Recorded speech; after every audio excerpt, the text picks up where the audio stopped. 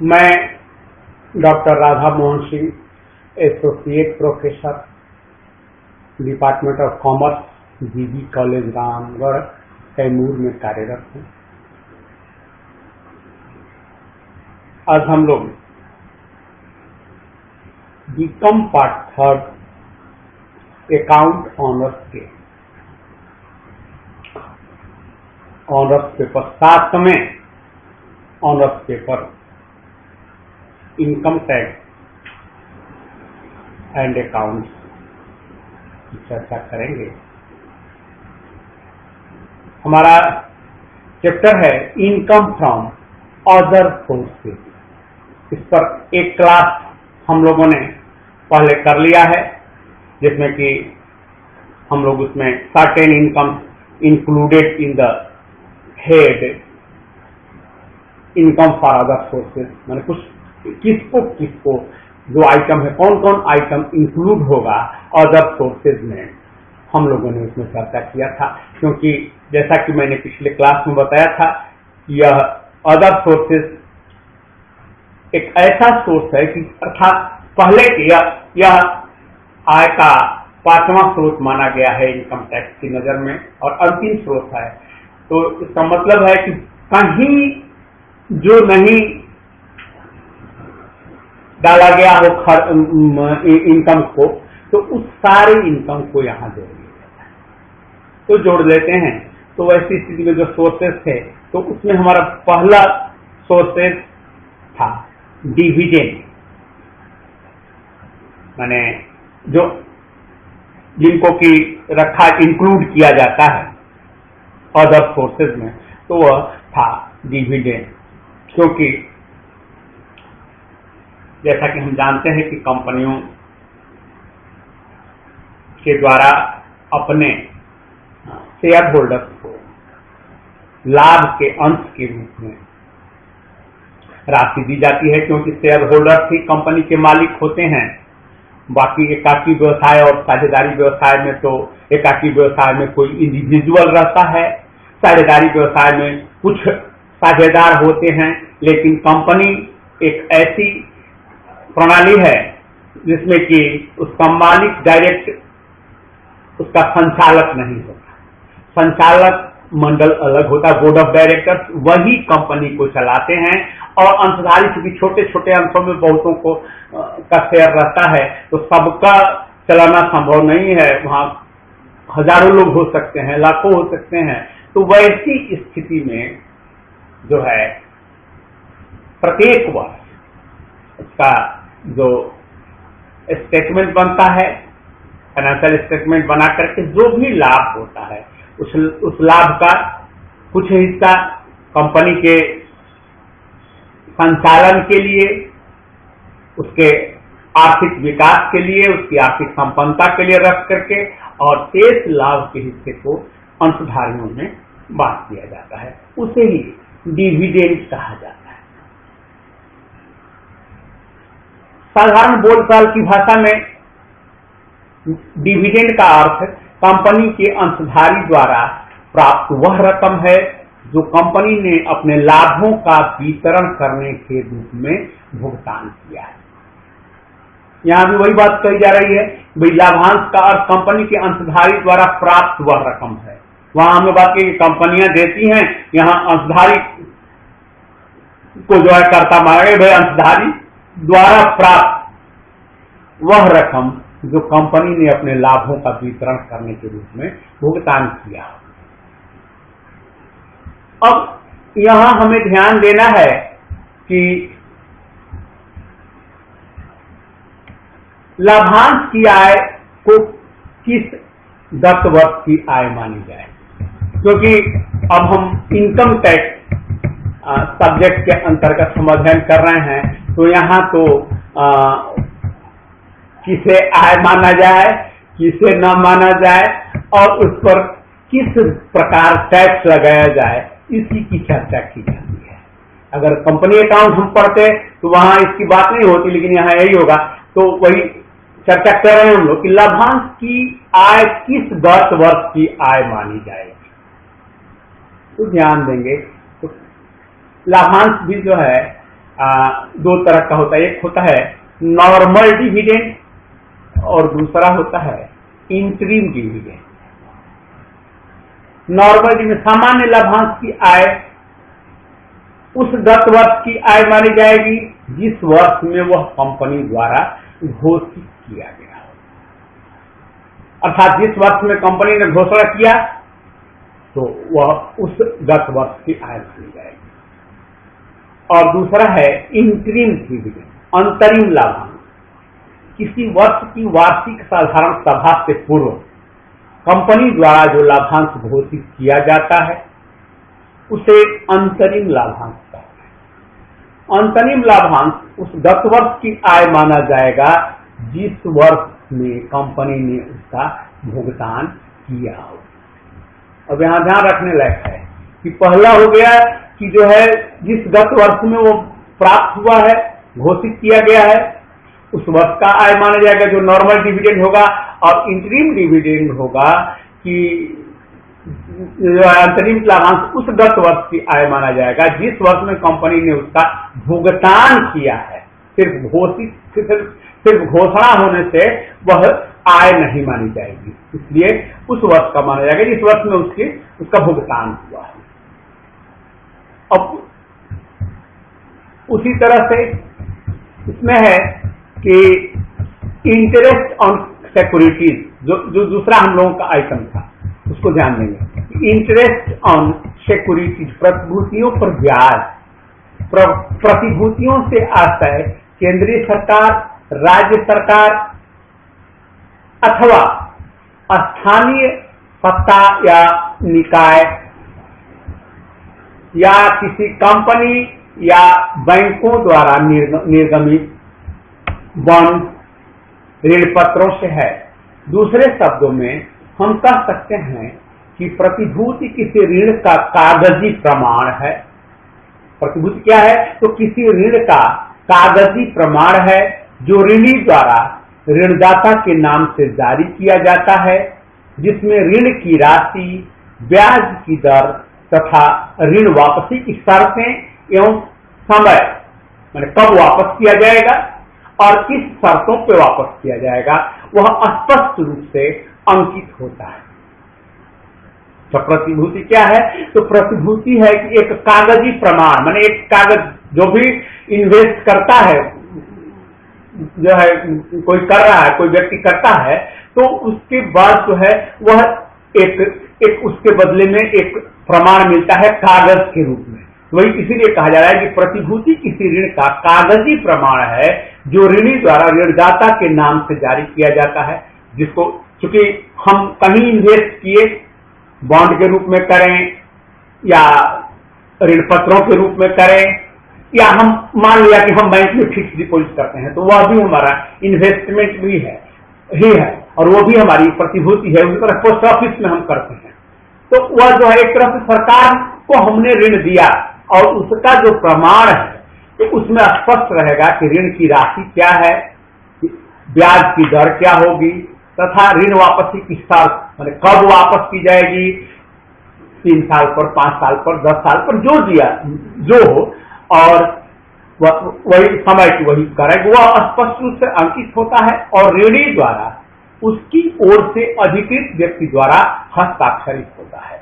क्योंकि ऋण तो हमने सरकार को दिया, लेकिन सरकार तो हस्ताक्षर करेगी नहीं, तो कह रहा है कि उसके द्वारा अधिकृत व्यक्ति, क्योंकि यदि हम बैंक में करते हैं तो जो है बैंक का मैनेजर का हस्ताक्षर रहेगा, पोस्ट ऑफिस में करेंगे तो पोस्ट मास्टर का हस्ताक्षर रहेगा, उसी प्रकार यदि हम किसी कंपनी में करेंगे तो कंपनी के संचालक का हस्ताक्षर रहेगा, अर्थात माने उसके द्वारा हस्ताक्षर, उसका जो भी जिसको अधिकृत किया गया हो वही व्यक्ति जो हस्ताक्षर करता है, तो उसके द्वारा हस्ताक्षरित होता है। इन प्रतिभूतियों पर क्रेता को दिए गए ऋण पर एक निश्चित प्रतिशत से ब्याज प्राप्त होता है। तो अब हम लोगों ने उस दिन बात किया था कि इंटरेस्ट फ्रॉम सिक्योरिटीज, माने एक आइटम है, इसको रखा जाता है इनकम फ्रॉम अदर सोर्सेज, और मेन आइटम है। तो पहली चर्चा हमारी डिविडेंड की हुई, दूसरा है इंटरेस्ट फ्रॉम सिक्योरिटीज या इंटरेस्ट ऑन सिक्योरिटीज, जो भी हम कहें, तो उसके बारे में हम लोग अभी चर्चा कर रहे हैं। तो इसमें जो है अब हम देखेंगे कि कुछ इंपॉर्टेंट रूल्स हैं टैक्सेशन के इंटरेस्ट ऑन सिक्योरिटीज के लिए। तो अब हम उसकी चर्चा करेंगे, important rules of taxation regarding interest on securities. इसमें पहला है कि ब्याज की गणना प्रतिभूति के अंकित मूल्य पर की जाती है। करेगी, यह ध्यान रहे, अंकित मूल्य मीन्स फेस वैल्यू। उसका फेस वैल्यू क्या है प्रतिभूति का, उसी के आधार पर ब्याज की गणना की जाती है, क्योंकि ब्याज उसी पर मिलता है। मान लीजिए कि प्रतिभूति हमने खरीदा 10 रुपए, उसका फेस वैल्यू है, हमने 12 रुपए में खरीदा और इसके बाद उसका जितना भी बिका, जितनी अब आज के डेट में वो कीमत हो गई हो, लेकिन वही कहेगी जो फेस वैल्यू उसका है उसी पर ब्याज की गणना की जाएगी। और दूसरा है कि प्रतिभूतियों पर ब्याज अर्जित होने की तिथि, इसको ध्यान में रखना है। तो प्रतिभूतियों पर ब्याज उन तिथियों पर अर्जित माना जाता है जिनका उल्लेख उन प्रतिभूतियों पर होता है। माने जैसे 1 साल, 2 साल, 3 साल, 5 साल, कब हो जाएगा तो अब उसी दिन ब्याज मिलेगा, क्योंकि बीच में तो उसको ब्याज मिला नहीं। तो वही कह रहा है कि वह जो है ब्याज, यह जो प्रतिभूतियों पर ब्याज है वह उसी तिथि पर अर्जित हुआ माना जाएगा जिसका उल्लेख उस प्रतिभूति में किया हुआ होगा। जिस व्यक्ति को इस तारीख को ब्याज प्राप्त करने का अधिकार होता है उसके लिए ही ब्याज का उदय होना माना जाएगा। माने कहने का मतलब है कि इस तारीख को ब्याज प्राप्त करने का अधिकार किसको होगा, जो प्रतिभूति का धारक होगा। अगर मान लीजिए एक व्यक्ति कोई प्रतिभूति को खरीदा और बाद में उसे आवश्यकता पड़ी पैसे की, उस प्रतिभूति को वो दूसरे को बेच दिया, तो जिसके पास जो उसका धारक है, जो सिक्योरिटी होल्डर है, उसको कहेंगे प्रतिभूति धारक, उसे ही यह ब्याज प्राप्त होगा। तो इसलिए उस पर यह चार्ज किया जाएगा। उसी को बताया जा रहा है यहाँ कि जिस व्यक्ति को इस तारीख को ब्याज प्राप्त करने का अधिकार प्राप्त होता है उसके लिए ही ब्याज का उदय होना माना जाएगा। और ब्याज उसी व्यक्ति की आय मानी जाएगी, भले ही उसने प्रतिभूति को उस तिथि के कुछ दिन पहले ही प्राप्त किया हो। अब यहाँ एक ध्यान दिया जाए, हालांकि आगे हम लोग इस पर लास्ट में चर्चा करेंगे कि जैसे मान लीजिए कि आपने जनवरी में प्रतिभूति मिस्टर ए ने मिस्टर बी को बेच दिया और उसका ब्याज जो है वह उदय होना है ब्याज का मार्च में, तो मिस्टर बी के पास अब प्रतिभूति चली गई है। तो ऐसी स्थिति में अब मार्च में किसे मिलेगा, प्रतिभूति पर जो ब्याज मिलेगा वह मिस्टर बी की आय मानी जाएगी। मिस्टर बी यह नहीं कर सकते कि मैंने तो अभी 2 महीने पहले ही खरीदा है, जनवरी में खरीदा है, तुम मुझे मेरे ब्याज पर क्यों टैक्स लगेगा। इसलिए ऐसा है कि चूंकि ब्याज तो आप ही को मिल रहा है, उसने तो हालांकि इसका दुरुपयोग होता है, इसको आगे हम लोग देखेंगे।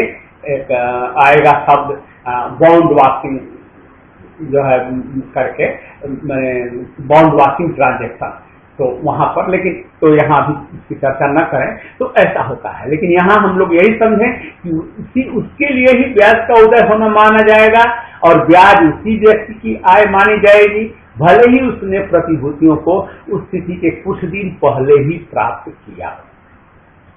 तो एक केस तो यह हो गया। तीसरा इसका है कि प्रतिभूतियों के क्रय विक्रय पर कमीशन, दलाली एवं अन्य व्यय प्रतिभूतियों से प्राप्त ब्याज की राशि से कटौती योग्य नहीं होगी। अब यह ध्यान दें कि प्रतिभूतियों के क्रय विक्रय पर जो है कमीशन या दलाली अगर कोई आपने दिया है, कोई कमीशन दिया है या अन्य कोई व्यय किया है, तो वह जो है वह ब्याज में से घटाया नहीं जाएगा, अर्थात और उसकी कटौती करदाता को नहीं मिलेगी, नहीं प्राप्त होगी। ऐसे व्यय यदि क्रेता द्वारा किए जाते हैं तो उन्हें इसकी प्रतिभूतियों के प्राप्त करने की लागत में जोड़ दिया जाएगा। यहाँ पे प्रतिभूति प्राप्त करने की लागत है, क्योंकि इतना तो प्रतिभूति की कीमत थी और इतना जो है इन्होंने वो व्यय किया है। तो वहां लेकिन इसमें छूट नहीं मिलेगी। इसके विपरीत यदि व्यय विक्रेता ने किया है, अब ध्यान देने योग्य बात है कि क्रेता को तो नहीं मिलेगी, लेकिन कहता है कि यदि जो है इसके विपरीत यदि व्यय विक्रेता ने किया है तो उन्हें उनके विक्रय मूल्य से घटा दिया जाए। चौथा है कि प्रतिभूतियों के क्रय विक्रय से लाभ या हानि। यदि प्रतिभूतियों का क्रय विक्रय करना करदाता का व्यापार अथवा पेशा न हो, अर्थात इसका वह व्यापार नहीं करता, प्रतिभूति को क्रय विक्रय करने का उसका व्यापार या पेशा नहीं है, वह उसने अपना कुछ पैसा इन्वेस्ट कर दिया है, कुछ रकम इन्वेस्ट कर दिया, इन्वेस्टमेंट उसका उद्देश्य है, तो वह उन्हें अस्थायी विनियोजन के रूप में ब्याज कमाने के उद्देश्य से रखा है, तो उसके विक्रय से होने वाला लाभ माना जाता है। अगर वो बेचेगा, मान लीजिए कम कीमत में खरीद करके अधिक कीमत में बेच दिया, तो वह जो है लाभ माना जाता है तथा पूंजी लाभ शीर्षक के अंतर्गत कार्य होता है। इसके पहले हम लोगों ने कैपिटल गेन चैप्टर पढ़ा था, उसका अध्ययन किया था, तो वही कह रहा है कि अगर उसका यह व्यवसाय न हो, वह अपने एक तरह से लॉन्ग टर्म इन्वेस्टमेंट के लिए प्रतिभूतियों में विनियोग किया है, तो उस प्रतिभूति को बेच रहा है, तो वैसी स्थिति में वह जो उसका जो लाभ होगा वो अन्य साधन में नहीं आएगा, बल्कि वह पूंजी लाभ माने कैपिटल गेन शीर्षक के अंतर्गत क्रय होगा। यदि प्रतिभूतियों का क्रय विक्रय करना करदाता का व्यापार अथवा पेशा हो, तो इसका लाभालाभ व्यापार अथवा पेशे के शीर्षक में प्रयोग होगा, ये वहां हो। तो यही हम लोगों को ध्यान रखना है। अब हम चर्चा करेंगे काइंड्स ऑफ सिक्योरिटीज। ये सिक्योरिटीज जो होती है कितनी प्रकार, इनके प्रकार की चर्चा करेंगे, क्योंकि तभी हम ठीक से इसको समझ पाएंगे। तो प्रतिभूतियों के प्रकार की चर्चा हम करें तो हम पाते हैं कि प्रतिभूतियां जो है पहली होती है गवर्नमेंट सिक्योरिटी, सरकारी प्रतिभूतियां। सरकारी प्रतिभूतियां दो प्रकार की होती हैं, सरकारी और गैर सरकारी। सीधा आप समझें कि तो उसमें हुआ जो सरकारी प्रतिभूति है, तो स्पष्ट है इसके नाम से ही जो सरकार द्वारा, चाहे केंद्र सरकार हो या राज्य सरकार हो या स्थानीय जो माने उस तरह के सरकार के जो प्रतिनिधित्व करने वाली संस्थाएं हैं, उनके द्वारा निर्गमित जो होगी वो सरकारी होगी। तो लेकिन यह सरकारी प्रतिभूतियां भी दो प्रकार की होती हैं। पहला टैक्स फ्री गवर्नमेंट सिक्योरिटी, कर मुक्त सरकारी प्रतिनिधि जिस पर कोई कर नहीं लगता है, तो कर मुक्त सरकारी प्रतिभूति। अब इसका अध्ययन हम करें तो हम देखते हैं कि आयकर अधिनियम की धारा 10(15) के अंतर्गत आने वाली प्रतिभूतियों पर प्राप्त ब्याज पूर्णतः या कर, इन प्रतिभूतियों का ब्याज न तो कुल आय में शामिल किया जाता है और न ही इस पर कोई कर लगता है। तो सरकारी प्रतिभूतियों में पहली प्रतिभूति तो हो गई कि tax free government security, tax free है बिल्कुल इसमें, और इसमें सेक्शन 10(15) के अनुसार जो है ये पूर्णतया कर मुक्त है। इन प्रतिभूतियों का ब्याज न तो कुल आय में शामिल करेंगे और न ही इन पर कोई कर लगेगा। दूसरे प्रकार की जो प्रतिभूति है वह कहलाती है लेस टैक्स गवर्नमेंट सिक्योरिटी। ये प्रतिभूतियां केंद्रीय सरकार अथवा राज्य सरकार द्वारा निर्गमित की जाती हैं। इन प्रतिभूतियों का ब्याज कर योग्य होता है। अब ये जो है लेस टैक्स गवर्नमेंट सिक्योरिटी, सरकार द्वारा ही ये भी निर्गमित की जाती है, लेकिन इन पर जो प्राप्त ब्याज होता है वो कर योग्य होता है, परंतु इनके ब्याज पर उद्गम स्थान अर्थात सोर्स पर कटौती नहीं होती है। कर सोर्स पर कर की कटौती नहीं होती है। अतः इन प्रतिभूतियों का ब्याज शकल नहीं किया जाता है, ग्रॉस अप आगे हम लोग देखेंगे एक टर्म आता है ग्रॉस अप करना, जहां जिसका एटसोर्स कटौती नहीं होती है, तो अर्थात उसका मतलब है कि उसको किसी ने दिया है, जिसने सिक्योरिटीज इशू किया है उसके द्वारा वह दिया गया है, तो वैसी स्थिति में उसको ग्रॉस अप करना पड़ता है। तो पहला तो हो गया गवर्नमेंट सिक्योरिटीज, उसका दो देखा हम लोगों ने, एक था tax free securities, tax free government securities, और दूसरा था लेस टैक्स गवर्नमेंट सिक्योरिटीज। अब हमारे दूसरे प्रकार की जो है नॉन गवर्नमेंट और कमर्शियल सिक्योरिटीज को करते हैं, अर्थात गैर सरकारी या व्यवसायिक प्रतिभूति। इन प्रतिभूतियों में निजी संस्थाओं द्वारा निर्गमित प्रतिभूतियों के अतिरिक्त अर्ध सरकारी संस्थाओं द्वारा निर्गमित प्रतिभूतियां भी शामिल होती हैं। मैंने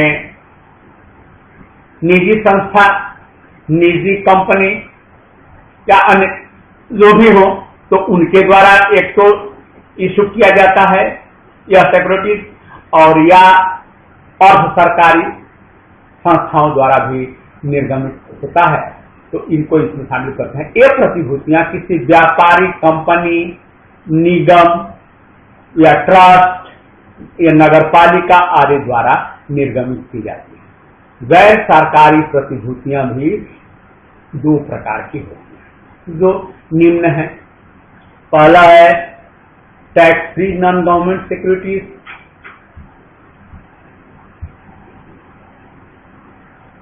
tax free non government securities, और दूसरा है